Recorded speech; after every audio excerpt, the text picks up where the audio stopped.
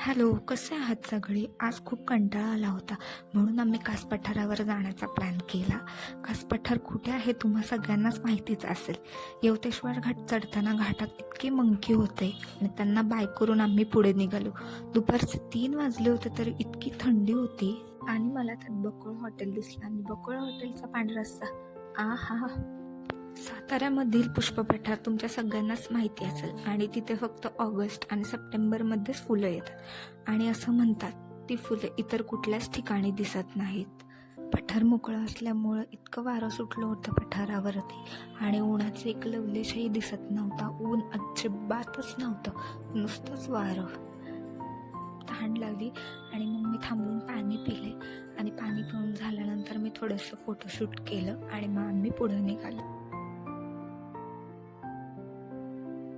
मला हे सांगत होते की हा रस्ता श्री छत्रपती शिवाजी महाराजांच्या काळात बांधलेला आहे.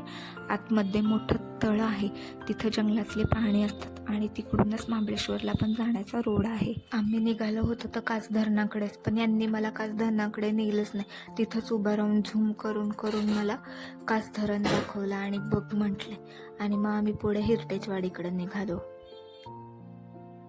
हेरिटेजवाडीला पोचल्यानंतर आम्हाला समजलं की आता आतमध्ये जायला तिकीट काढावं लागतं. आम्ही तिकीट काढलं आणि आतमध्ये गेलो. मध्ये गेल्यानंतर आम्हाला समजलं की तिथे लग्नाचा इव्हेंट चालू होता, त्यामुळं क्राऊड नव्हता. पण असो, आम्ही थोडंसं फिरलो आणि आतमध्ये इतकं छान त्यांनी डेकोरेट केले, इतकी छान प्रकारे रूम्स बांधल्यात आणि त्या रूम्सला वेगवेगळी छान फुलांची नावं पण दिली आहेत त्यांनी आणि लहान मुलांना खेळण्यासाठी घसरगुंडी, सीसॉ, खूप अशा प्रकारे खूप काय काय बांधलेलं आहे. असं तर हे लहान मुलांचं आहे, पण मला इकडून उरमोडी धरणाचा व्ह्यू बघायचा होता म्हणून मी वरती चढून उरमोडी धरणाचा व्ह्यू बघत बसले आणि व्ह्यू इतका सुंदर होता, इतका सुंदर काय सांगू तुम्हाला.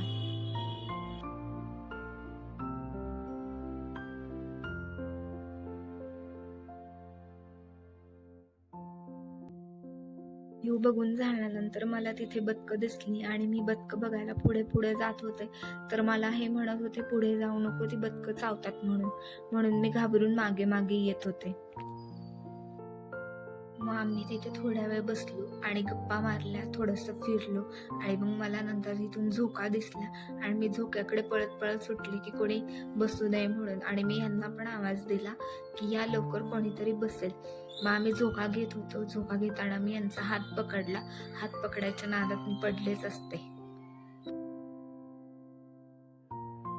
आणि हे बघा, फिरायला आलं तरी इकडे पण मोबाईलच बघत बसतात.